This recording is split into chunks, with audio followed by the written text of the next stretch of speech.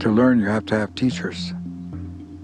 And who's your teacher? And the teacher is nature, the earth. You learn, and you learn how to get along. You learn how to be respectful.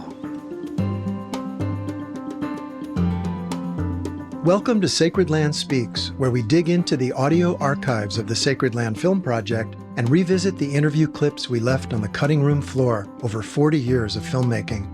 I'm your host, Toby McLeod. Today we hear from Onondaga faithkeeper Oren Lyons, who we interviewed in 2011 for our 4-part series, Standing on Sacred Ground. I first met Oren Lyons back in 1980 when I was an intern at Mother Jones magazine. I was handling the logistics for a conference on the dangers of technology. I remember walking through the Mills College Library in Oakland with Anishinaabe activist Winona LaDuke, who was then just 20 years old, and seeing the writer Barry Lopez and Native American leader Oren Lyons sitting in 2 leather chairs as they talked late into the night. We served them tea. Oren Lyons was much like the Hopi elders I was just getting to know, quiet, imposing, thoughtful, and intimidating. I kept my distance, and many years would pass before I really got to know him. 20 years later, when we were working on our Standing on Sacred Ground series, I knew that Oren could help us frame the significance of sacred places and infuse the films with indigenous knowledge. He agreed to be interviewed, and we sat down in Monument Valley in 2011, after we had both attended a memorial gathering for Hopi elder Thomas Banyakya in northern Arizona. We set up near a highway, and apparently under a jet path. Throughout the interview, Oren shared his life lessons and insights through long stories that we could never include in their entirety in the film. Today, we're finally able to share some of those stories with you. Now in his 90s, Oren Lyons is a chief, a faithkeeper, and a longtime messenger for his people. In his youth, he was an exceptional lacrosse player at Syracuse University in upstate New York. When he graduated as a young artist and athlete, Oren went home and received an altogether different type of education. We were having a big celebration at Onondaga because our family was happy. My uncle said to me, he was sitting on the Council of Chiefs at that time, and he said, well, let's go fishing. And I said, that's a good idea. Yeah, because I knew he's a good fisherman. He knew where everything was, and so we went fishing. And he took me out on this lake. We're going to fish for bass. So I was very happy to be sitting there in the boat. And they had the motor, small motor, 15 horse. And we went out and anchored by a bluff. A lot of bass there. We got our lines out and we were sitting there. And he said, well, you just graduated from the university. Yeah, I said, I did. That's good, he said. You know, it's been a long time since we had anybody do that. What'd you learn? Oh, I said, I took painting. I learned a lot about painting. That's good instruction, helped me out. That's good, he said. What else you learn? I said, I learned about people. We're pretty much brought up at Onondaga. And I said, different kinds of people. They think different. Yeah, I said, that's very true. He said, what else? I said, well, we had a good coach. Coach Simmons, good lacrosse coach. Nice man. Yeah, he says, I know Coach Simmons, a good man. Very nice man, he said. He was sitting there. Then you must know who you are, he said. And I said, yeah, I think so. So we're just quiet for a while, and he says, can you tell me who you are? And I began to understand. I was sitting on one end of the boat, and he was on the other end of the boat by the motor, and I was kind of captured there. Well, I said, I'm Joey Clisholm. He said, it's an old name, he said. It's an old name. Yeah, I said, I have that name. And I went on through my name, Oren Lyons, my mother's name, my father's name, their clans. My father was an eel, my mother was a wolf, and we go by the mother's side, so Wolf Clan, yeah. Then he would say, and that's it, huh? That's it. That's who you are. And I realized, that I was being really cornered here. He was pressing me. And I went on to everything that I could possibly think of. And every time I would finish, he would say, that's it, huh? And I said, well, that's all I know. All right. Need help? I said, yeah. Yeah, apparently I need help. All right, he said, let me help you. And on the bluff, there was a young pine growing off the bluff, gripped right into the rock,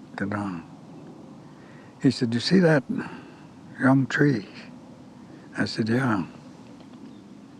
He said, well, that's who you are. You're the same as that tree.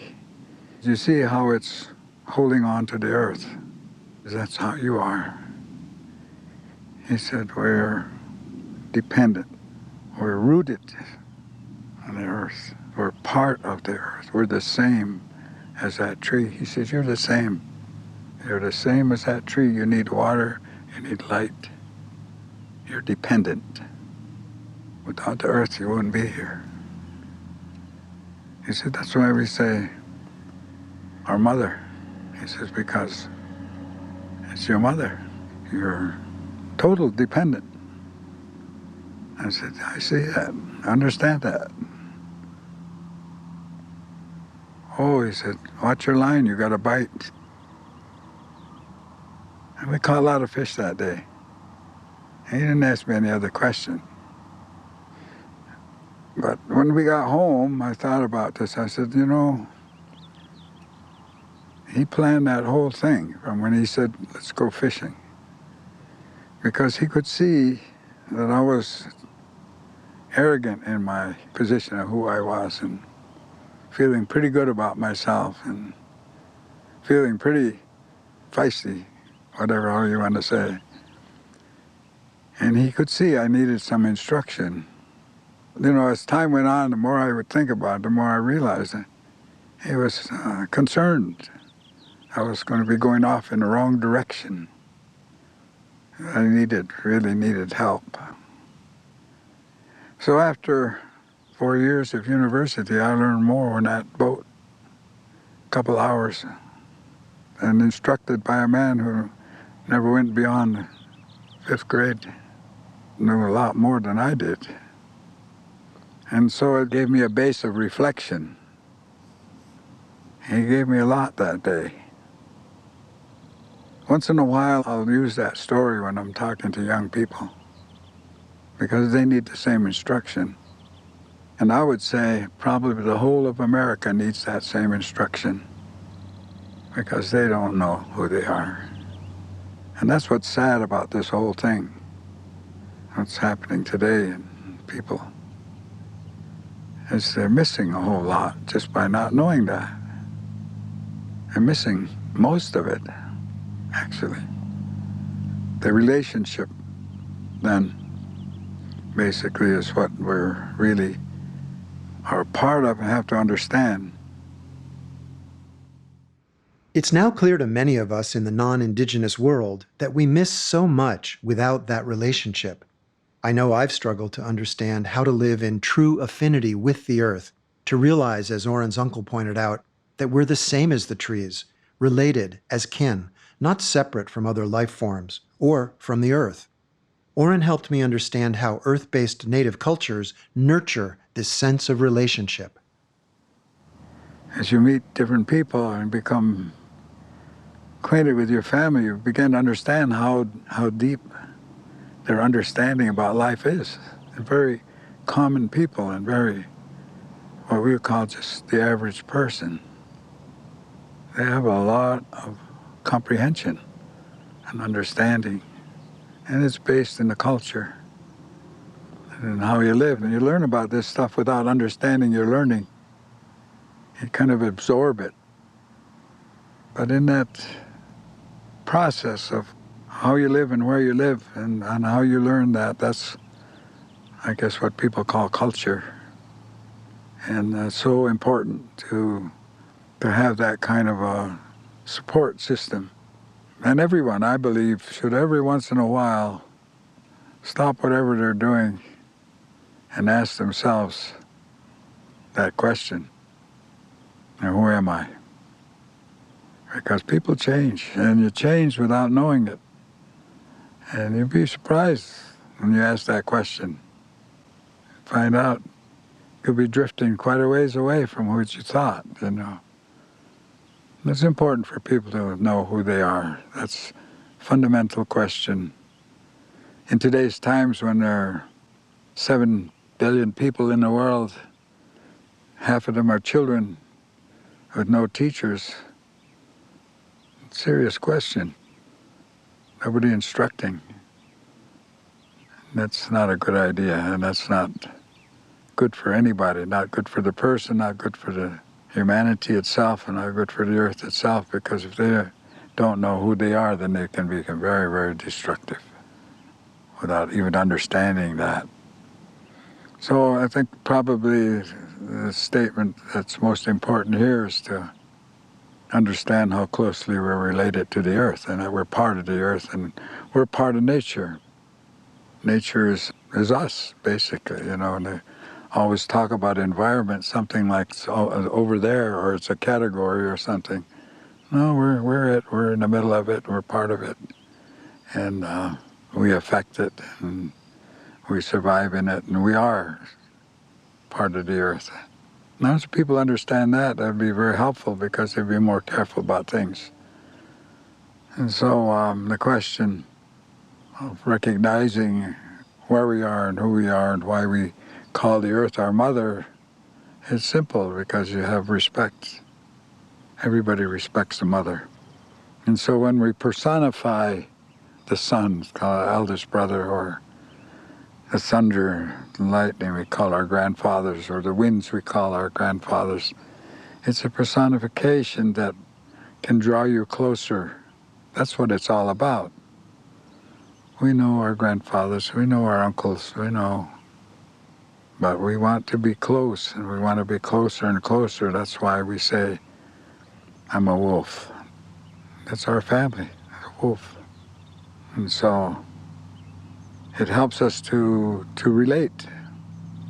And I would say that's probably the biggest loss that I see in humanity now, is this loss of understanding of relationship. They don't understand their relationship.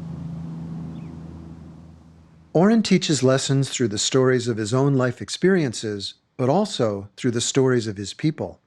One of the most important stories for the Haudenosaunee is that of the Peacemaker, the one who brought peace to the Mohawk, Oneida, Onondaga, Cayuga, and Seneca after they had been warring against each other for many years.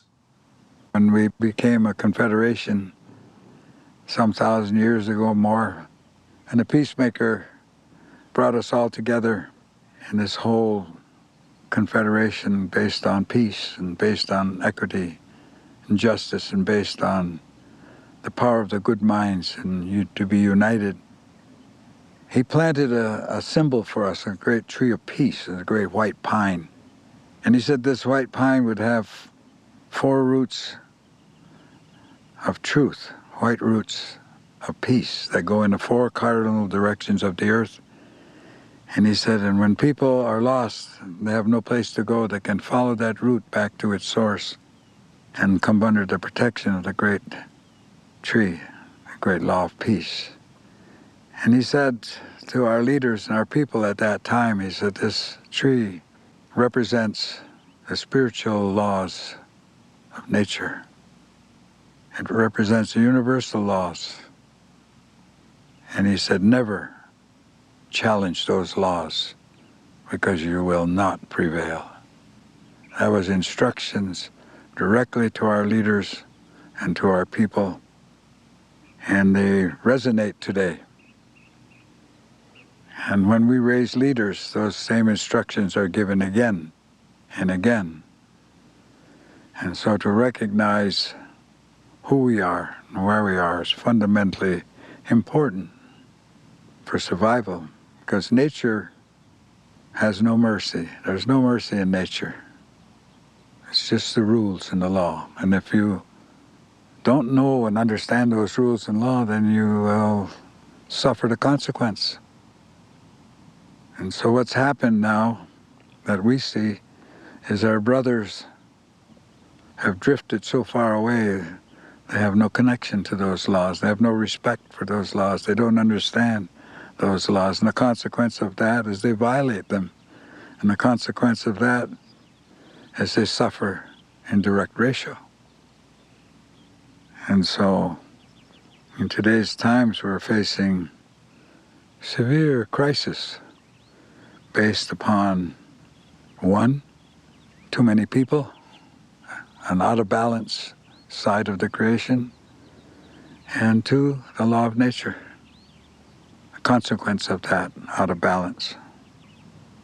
I don't know what it takes to educate people, perhaps this kind of a session where we just flat exchange ideas and thoughts directly, maybe that's the best way, but it's always been with us, the experience and actually living the process, which is fundamentally the best way to learn. And to learn, you have to have teachers. And who's your teacher? And the teacher is nature, the earth. You learn, and you learn how to get along. You learn how to be respectful. So, from what I see and from what I know in my travels is the indigenous people have about the best understanding of this. But not the only ones. I've met people, different parts of the world understand that. They're not indigenous, they're old people, been around a long time. I find in Europe they're very, very strong about that. And then even here, I can remember, speaking to some old farmers. They understand quite a bit about that because they work with it every day. They live with it. They have to. They have to understand it because they're part of it and they live with it. So there's plenty of people that have this knowledge and have this understanding, but basically they're not in charge.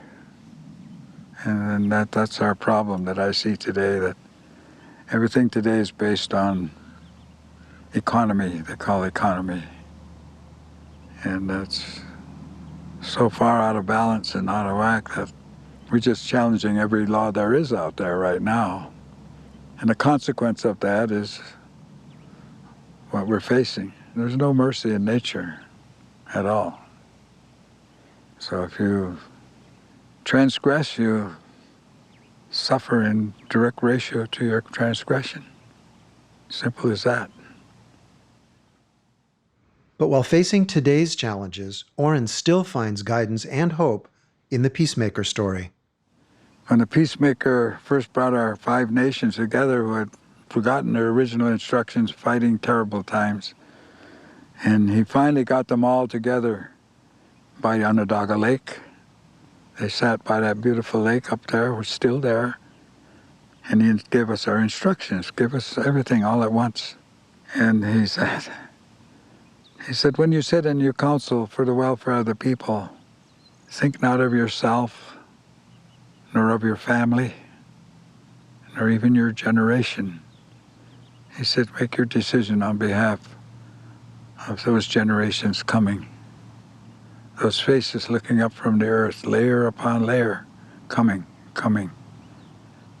That's your responsibility, so that when they come, they'll have a place as good as yours and they'll enjoy life as you're enjoying it now.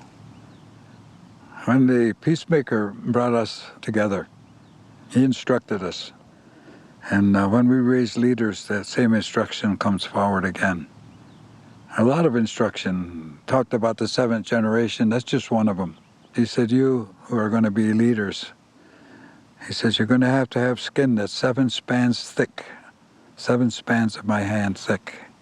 He says, like the bark of a tree, to protect you from the insults which you're going to receive from the people. And you have to absorb that. And you can't respond in kind. You have to listen to what they're saying. He says, they may be angry, but there's a message there, and you have to find out what that is. So you have to have a lot of tolerance for what's coming to your direction. Prepare yourself. And he said, don't wait around for any thanks because they're not going to give it to you. But you do what you have to do. And that's your position, and your work is to look out for the welfare.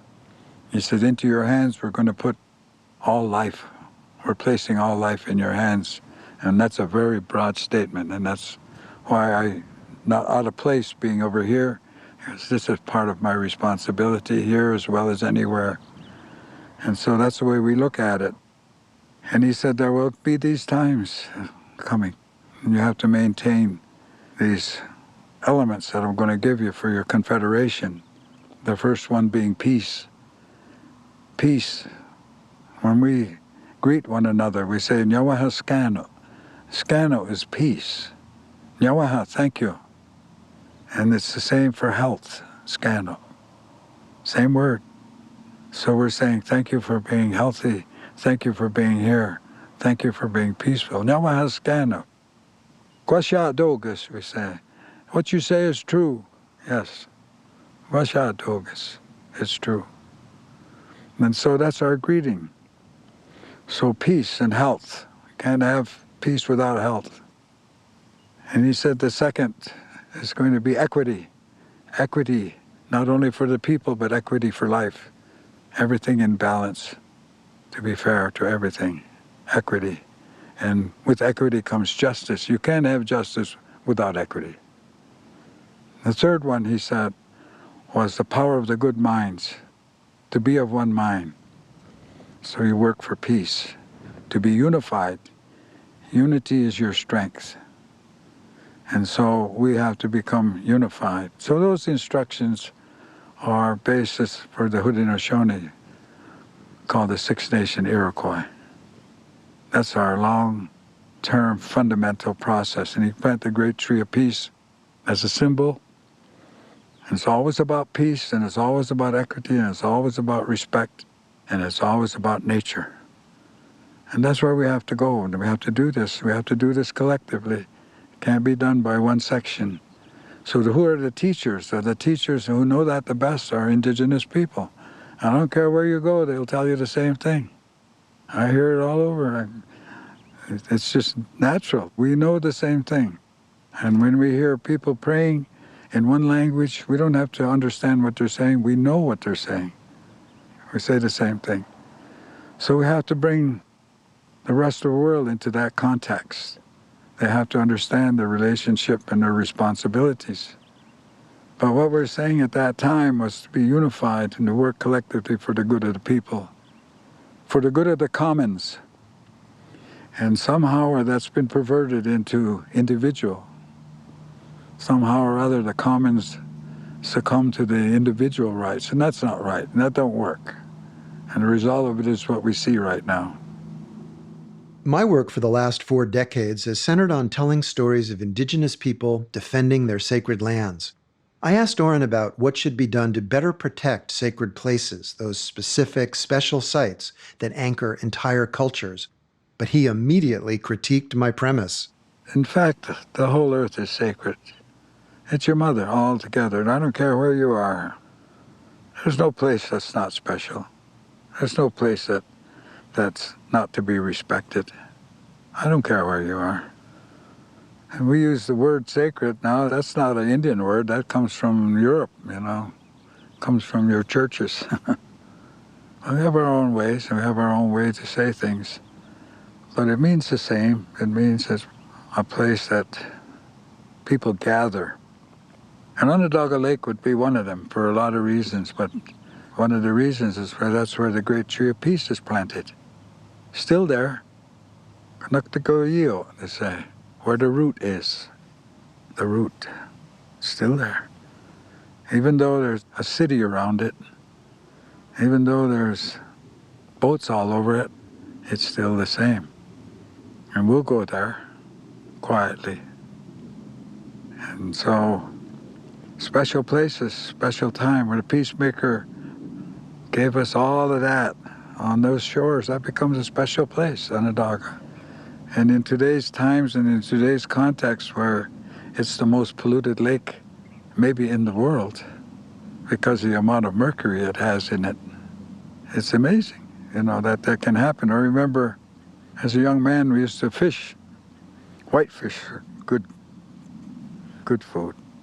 We used to spear, catch whitefish, and they would come out that lake.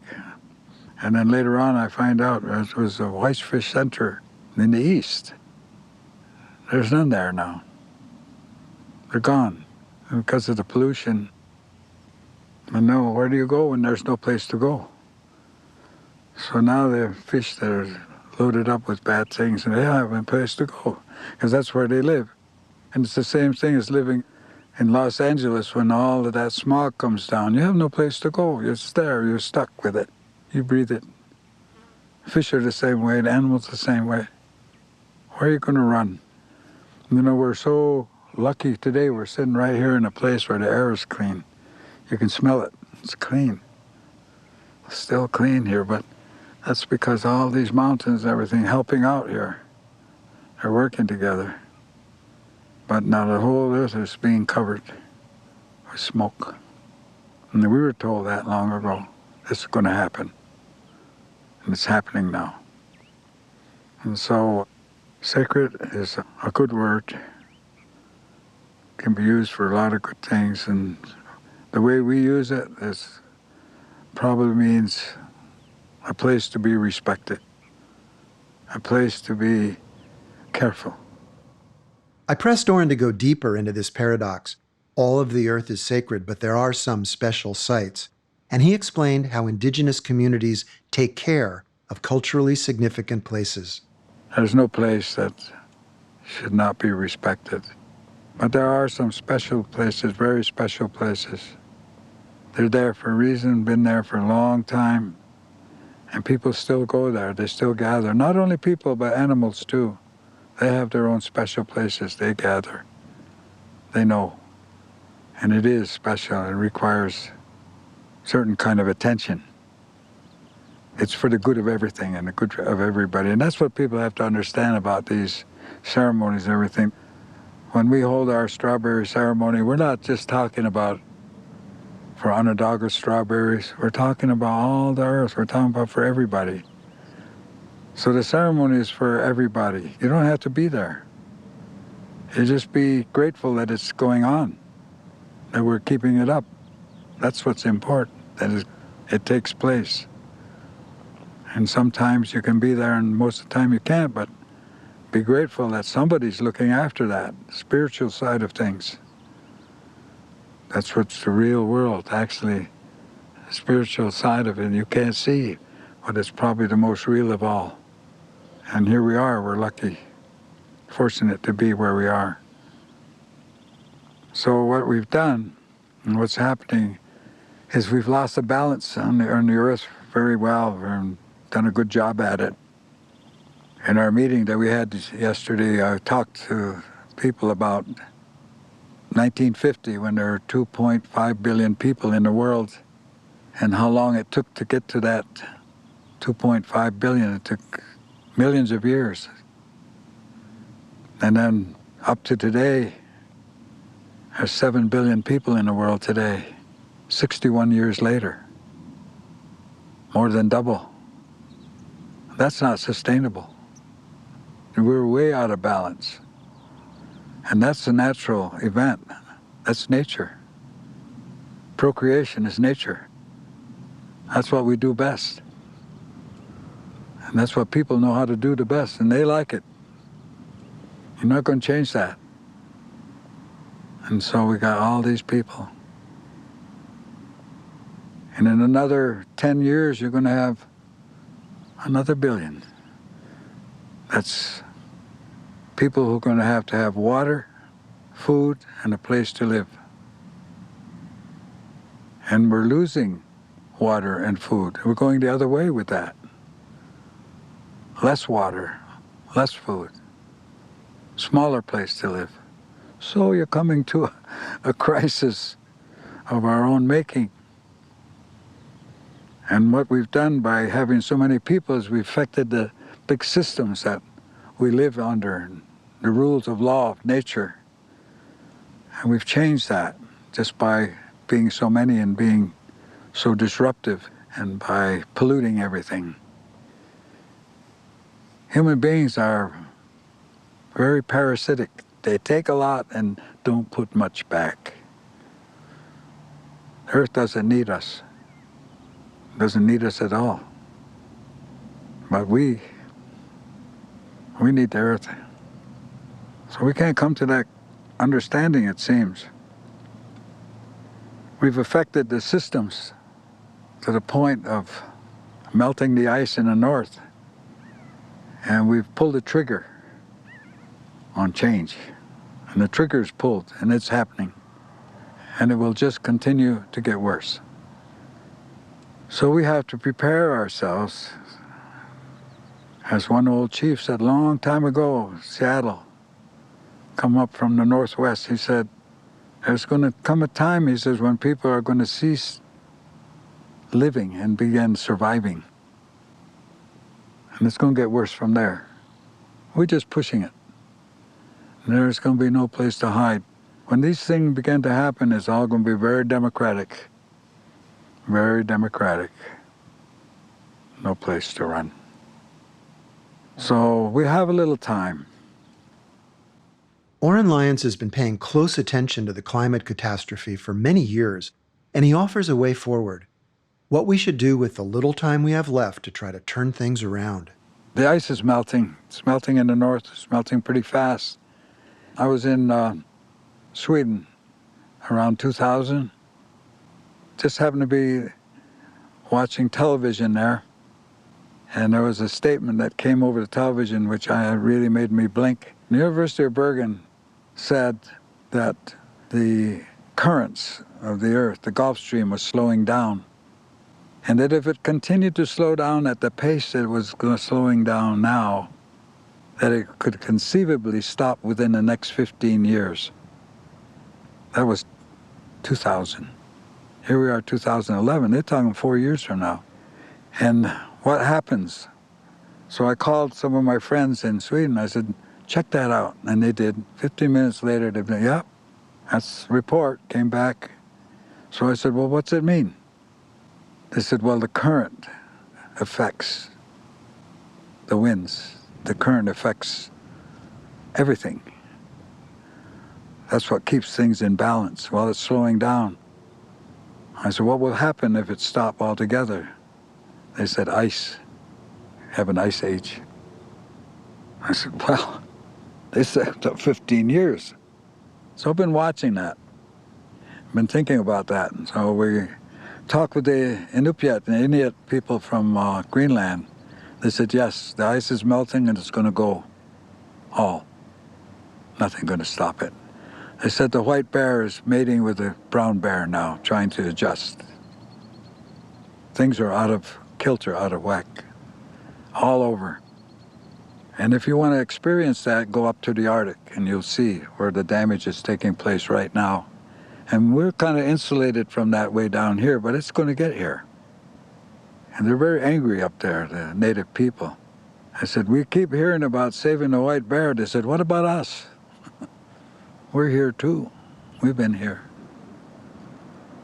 But it's coming. We pull the trigger, and how it happens and how it can be mitigated is up to us right now. We're in charge of our own fate. Totally, completely in charge of our own fate. And what happens to us, it'll be determined by us. We're in charge. So if we are in charge, what can we do? Well, they can't fly off to another planet, I know that. We hear that kind of nonsensical talk. If anybody goes off to another planet, it'll be the most wealthiest people in the world. And that's what they do. But they don't know, you're not going to run from that. No, we're going to have to work together. We're going to have to sit down. A global problem requires a global solution. So one country can't do something great and another country doesn't. They have to work collectively together. And nature's going to force that. But the question remains, will it be soon enough to mitigate? It's going to play out. So some of my scientific friends say, we might escape the ice. We might. We're not sure. We just don't know. But we know it's happening. The two main, what I see as compound actions going on right now is the ice melting. It's a compound action, which means it's exponential in nature. It's explosive. Starts slow and ends fast. So the acceleration is what you're going to be experiencing. Going to get faster and faster. And I notice, I've been watching this closely, and it's just ironic every time I read it. Some headline says, by scientists, it's happening faster than we thought. You see it all over now, and it's going to get more and more. So the compounding of the ice melting is slowing down the current. The current slowed down. It allows the water in the Caribbean to heat up. That water heating up is going to give you bigger winds. Those bigger winds are what's going to whack you very hard, and we're seeing it right now. I don't know how many people have been killed by tornadoes this year alone. And how many tornadoes in one day? Unheard of in one day. And yet people seem not even to acknowledge it. You take the obfuscation of truth that's going on in media today. That's part of all of this business, why people are not responding, because they're being lied to. They're being misled deliberately for profit. That's where the problem lies. It lies in industrial life. It doesn't lie in the natural world or indigenous world. The problem is here. And since the United States has the biggest carbon footprint in the world, 1/4 of the carbon of the world coming from the United States and our activities, China's nowhere near the carbon footprint we put out, but they're moving in that direction. So that compound action is going to change everything and change the weather. The weather's changing now. It's systemic change.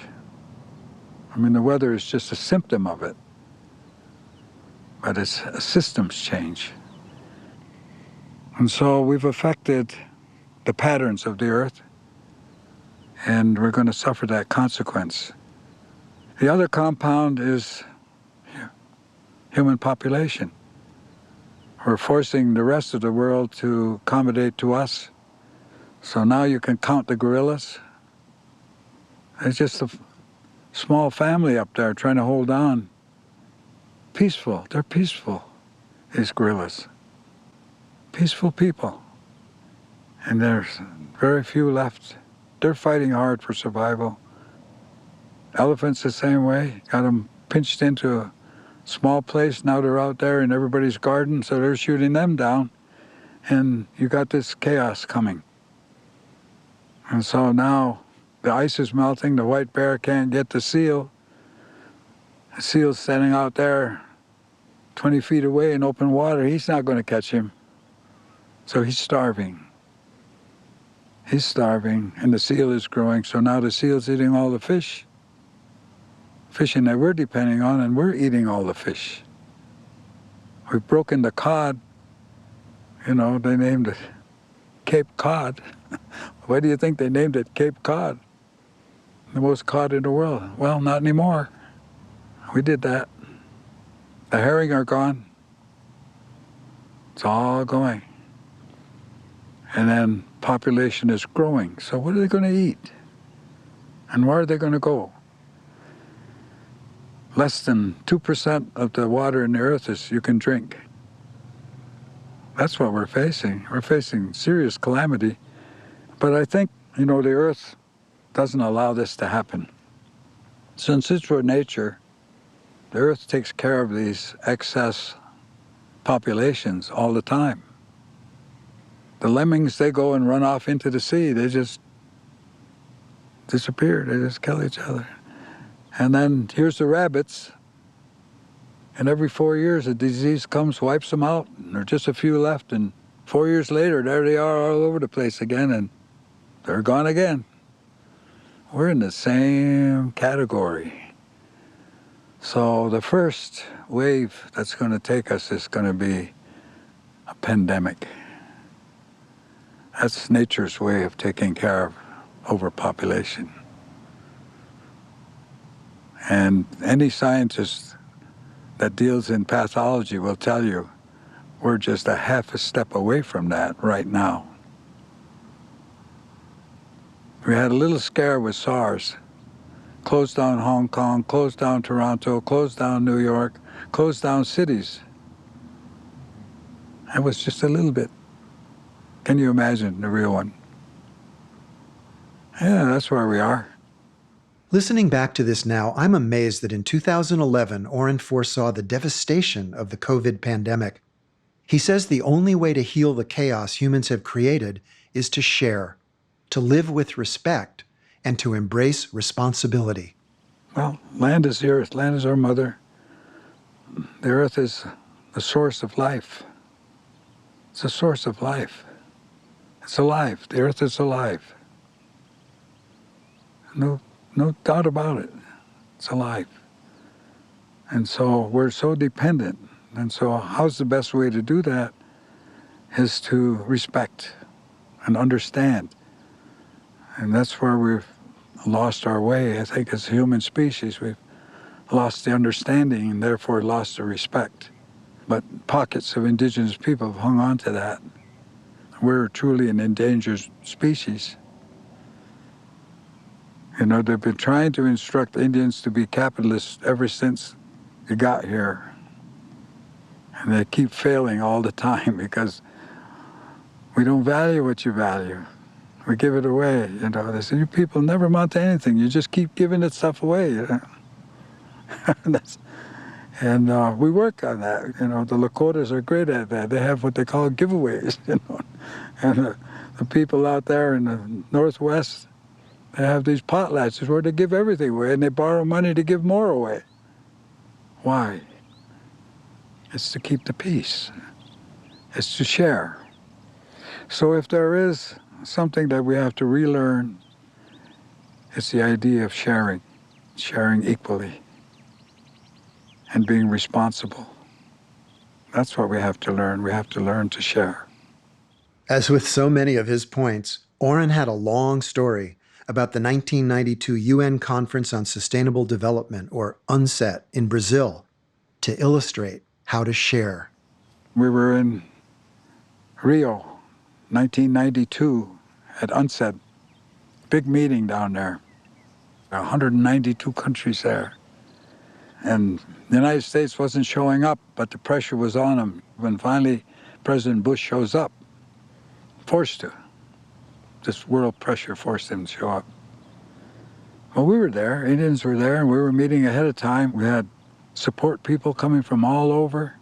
There was this young girl, this young lady, who said to me, I want to go, and I don't have any money. And I said, we can't help. We're trying ourselves to get down there. You just got to look and find somebody, you know.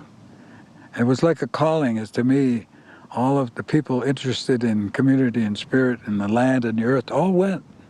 They came from all over the world there. It was an amazing meeting. And sure enough, here's this girl shows up. There she is. Oh, I see you made it. Yeah, I made it. And got very disgusted with the meetings right away. And we didn't see her much around. Then we bumped into her later on, and we were eating in a restaurant. She came in, and she was collecting uneaten food. And apparently had something worked out because the people who were running the restaurant were giving her this food, uneaten food. And said, hey, what are you doing? She said, I'm feeding the kids out there, the feral kids in the street. I said, really? I'm tired up there. She said, they're just saying the same old, same old. She said, I'm trying to help these kids. I said, come with me. So I went with her. And we went in the street, and she had like 6 plastic containers of food. And I see a little head peek out around a corner under a street light. And recognized her, but not me. It's afraid of me, you know. It was like a rabbit coming out, a feral kid, about 6, 7 years old, the way I figure. Skinny, came out. Came across, looking at me all the time, you know. And she gave him the food. And you never seen such a beautiful smile. Never. He flashed a smile and took that food and he was gone. She says, watch. And down under the street light, about 8 of them, 7 or 8 children, all about the same size, came out. And they sat in a circle under that light and they took that food, one plate at a time and one bite at a time. They went around, each one taking a bite. They shared every bite equal with everybody. I said, that's the lesson. Not up there where they're talking about UNSET and all these people preaching about justice and equity. 7 kids in a circle sharing one bite. I said, that's the lesson. That little girl, young girl, was doing more towards the issue than all of that.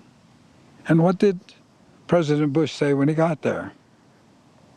Didn't say much, but what he said was, the living standard of the American people is not up for discussion here, he said. That was his message. 192 people gathered around the world for common good. And what does the leader of the largest powerful nation in the world say? The living standard of the American people are not up for discussion here. And 7 kids sitting in a circle, sharing one bite at a time. That's the lesson. And that's what we have to do. So I asked Oren, how do we get from George Bush's attitude to living like those 7 children, sharing in a circle? Well, it's very hard, you know, because it's hard to change the American mind because it's so ingrained. John Adams, one of the founding fathers of this country, they say, he had a statement. I can only paraphrase it, but it's a good one. I have it somewhere. I believe, he said, my family has cut down more trees than any other family in this country. He's very proud of the fact. We have cut down more trees than any other family in this country. So the symbol of our brother across the water coming over here is an axe. It's a symbol of destruction. It's ingrained. I mean, that was an ethic. He was speaking an American ethic. The ethic was an axe and destruction. So you say, how do you change that? My goodness, look how ingrained it is, how difficult it is. Not to say that we shouldn't try, and I don't have the answer, but I think maybe what you're doing, you know, which is to carry the message to as many people as you can, because it's one person at a time. Every person has to make up their own mind. So your work is good. Your work is positive. And it's awareness. You have to bring these ideas and thoughts to people who don't have access to them. The American media is controlled. Anybody can tell you that. And people's consumption is controlled, and they are controlled very cleverly.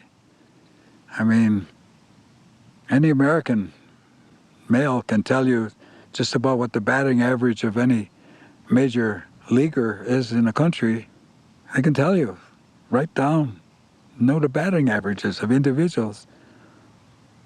They don't know anything about the Continental Congress or Ben Franklin or anything about the Six Nations or anything about the Lakotas or Seattle. Great leaders, Tecumseh, fighting for peace, basically fighting for peace, equity. Our leaders were always in service. That's our work, is service, service to the people. Best you can, as long as you can. So that's what leaders should do, at least from our perspective. So how do you do that?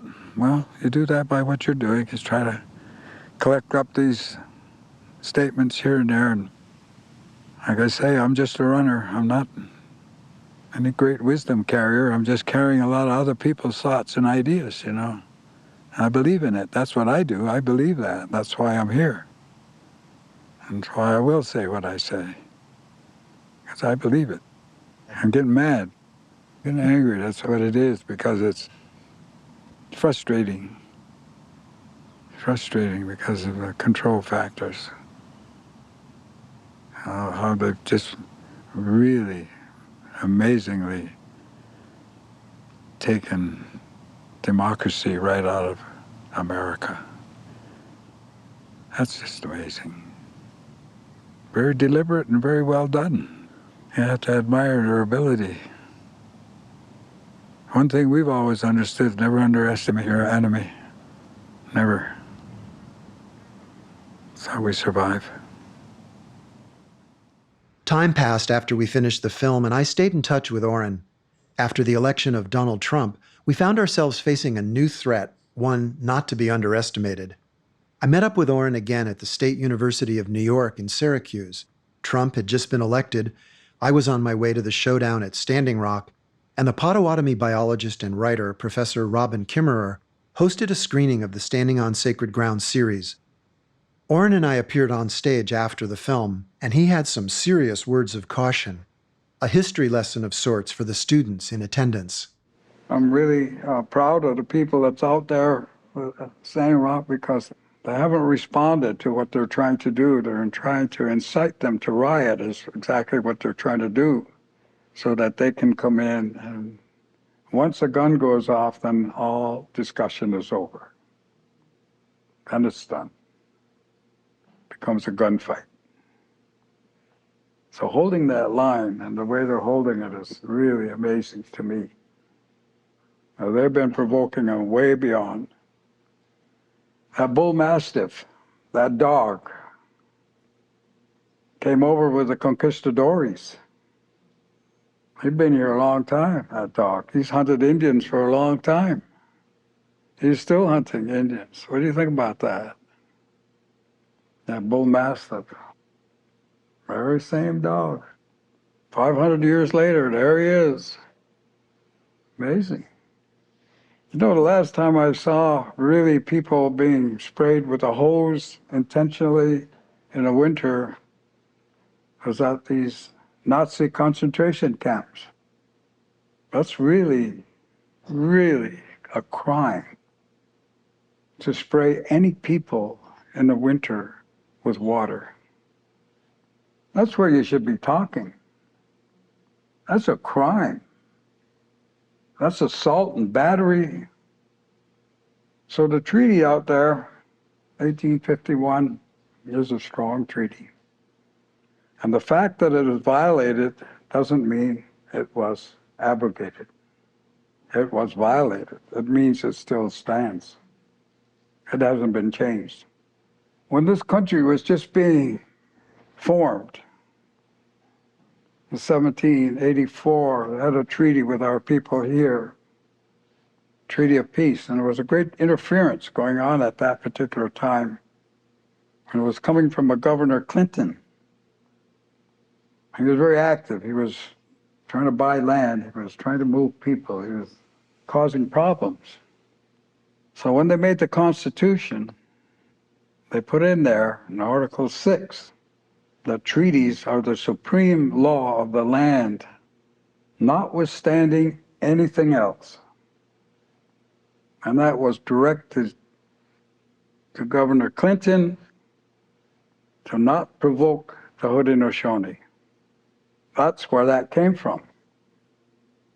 Treaties are the supreme law of the land, and you should be defending those treaties because you're the other half of it.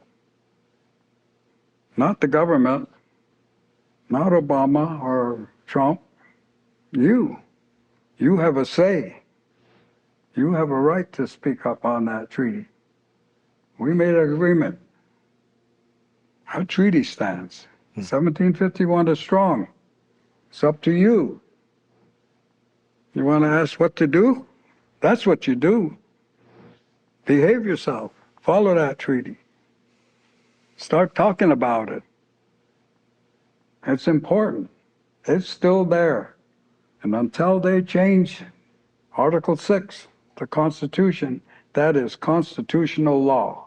It prevails over everything else, and that governor included out there. The same governor as Clinton right here, he's the same guy, acting the same way. Want to do something? Do that. Talk to them about the treaties. That's your treaty.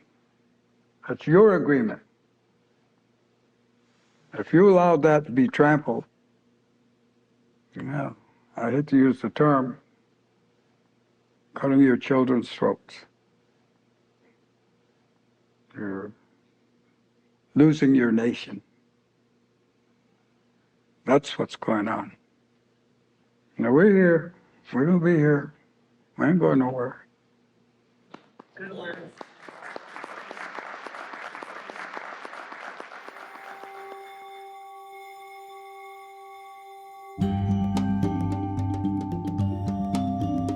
Tune into the next episode of Sacred Land Speaks for part 2 of my interview with Oren Lyons, where he explains the Haudenosaunee influence on the creation of the American government, shares an interpretation of The Wizard of Oz, and offers more guidance about a way out of our predicament.